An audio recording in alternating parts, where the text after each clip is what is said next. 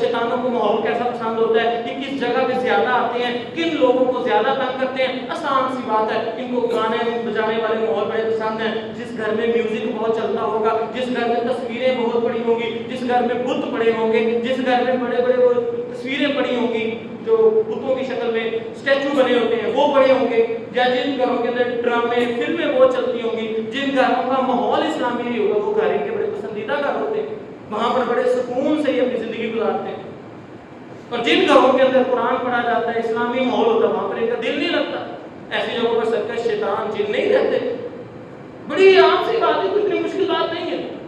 ایک استاد یوسف تیبی صاحب نے ایک دفعہ واقعہ سناتے ہیں، ان کے دوست عبد السلام صاحب کہتے ہیں کہ وہ خود واقعہ سناتے ہیں کہ ایک دفعہ نا کسی کو جن چڑھا ہوا تھا، تو میں اس کو نا علاج کرنے کے لیے گیا. ایک دن قرآن پڑھا، 2 دن پڑھا، تیسرے دن پڑھا. بہرحال وہ بھی تنگ آ گیا کہ یار روز قرآن پڑھتا ہے، مجھے تکلیف ہوتی ہے. تو جن نے کہا کہ ٹھیک ہے، میں ایک شرط میں اس سے نکلوں گا کہ میں تیرے اندر آ جاتا ہوں. عبد السلام صاحب کہنے لگے ٹھیک ہے، تو میرے اندر آ جا، اس کو چھوڑ دے. اب وہ جن اس کو چھوڑ کر اس میں آ گیا. اب 3 دن گزرے تو وہ رو رہا ہے. اب عبد السلام صاحب کہنے لگے تجھے اب کیا ہوا؟ کہتا میں وہی جن ہوں، میں تو آیا تھا کہ اس سے بھی جان چھوٹ گئی، اس کو چھوڑ کے تیرے اندر آیا. تو دن رات ذکر و اذکار کرتا، صبح ذکر و اذکار کر لیتا، شام کو کر لیتا. میں تو تکلیف میں پریشانی میں پڑ گیا، وہاں سے زیادہ مصیبت میں یہاں پہ چھوڑ کے چلا گیا مجھے. تو یہ نہیں رہ سکتا جس جگہ پہ قرآن پڑھا جا رہا ہو، جس جگہ پہ نماز پڑھی جا رہی ہو، قرآن پڑھا جا رہا ہو. یہ نہیں اس طرح کے معاملات برداشت کر سکتے.